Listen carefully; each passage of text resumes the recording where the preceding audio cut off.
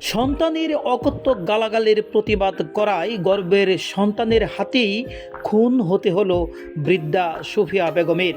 এ সময় মুমূর্ষু মায়ের চিৎকারে তাকে বাঁচাতে ছুটে আসলে ছোট ছেলে তৌহিদ হোসেনকেও পিটিয়ে আহত করা হয়।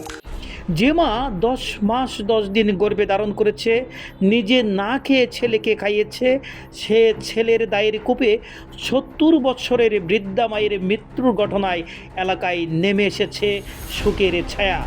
মর্মান্তিক এই ঘটনাটি ঘটেছে গত 19 ডিসেম্বর বৃহস্পতিবার দুপুরে বেলাব উপজেলার আমলাব ইউনিয়নের বটেশ্বর গ্রামে। নিহত বৃদ্ধা ওই গ্রামের মৃত হোসেন আলীর স্ত্রী। অন্যদিকে ঘাতক তোফাজ্জল হোসেন সুজন নিহত বৃদ্ধার বড় ছেলে। এই ঘটনায় বেলাব থানায় মামলা দায়ের করেছেন নিহত বৃদ্ধার ছোট ছেলে তৌহিদ হোসেন। পুলিশ ঘাতক বড় ছেলে তোফাজ্জল হোসেন সুজনকে গ্রেপ্তার করেছে।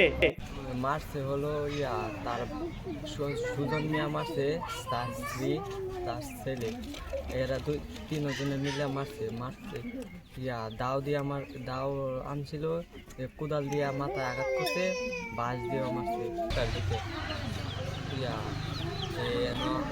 আসছিল ছেলে আসছিল জায়গা ঘুরতে, পরে দাদু মানা করছিল। পরে এলার আইছে, বাবা আইছে, ছেলের বাবা আইছে, বাবা পদা আব্বা যায় না করছিল, দাদু না করছিল পাতা ঘুরতে। পরে যা কইছে, পরে না করছে, পরে হেরা করছে, গার পায়ে আইছে মারতো আইসে। পরে দাদুর আইসে মারতো, পদা বাবা গেছে, পরে দাদুরা বাড়ি মারছে মাথার মাঝে, পদা বাবারেও মারছে। মামলার এজাহার সূত্রে জানা যায়, জমি নিয়ে বড় ভাই তোফাজ্জল হোসেন সুজন এবং ছোট ভাই তৌহিদ হোসেন, এই দুই ভাইয়ের মধ্যে দীর্ঘদিন ধরে বিরোধ চলে আসছে।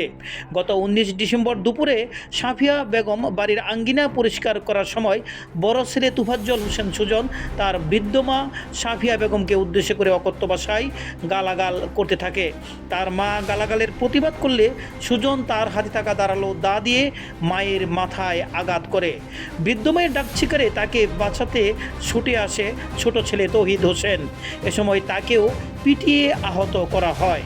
পরে স্থানীয়রা মুমূর্ষু অবস্থায় মা ও ছেলেকে বেলাব উপজেলা স্বাস্থ্য কমপ্লেক্সে চিকিৎসার জন্য নিয়ে যান। সেখানে বৃদ্ধ মা সাফিয়া বেগমের অবস্থার অবনতি হলে তাকে রেফার করা হয় ঢাকা মেডিকেল কলেজ হাসপাতালে। সেখানেও অবস্থার অবনতি ঘটলে তাকে তার স্বজনরা নিয়ে আসেন নরসিংদী সদর হাসপাতালে। নরসিংদী সদর হাসপাতাল থেকে ফের নিয়ে আসে তারা বেলাব উপজেলা স্বাস্থ্য কমপ্লেক্সে। বেলাব উপজেলা স্বাস্থ্য কমপ্লেক্সে চিকিৎসাধীন অবস্থায় শনিবার দিবাগত রাত 3:30টায় মৃত্যুবরণ করে বৃদ্ধা সাফিয়া বেগম।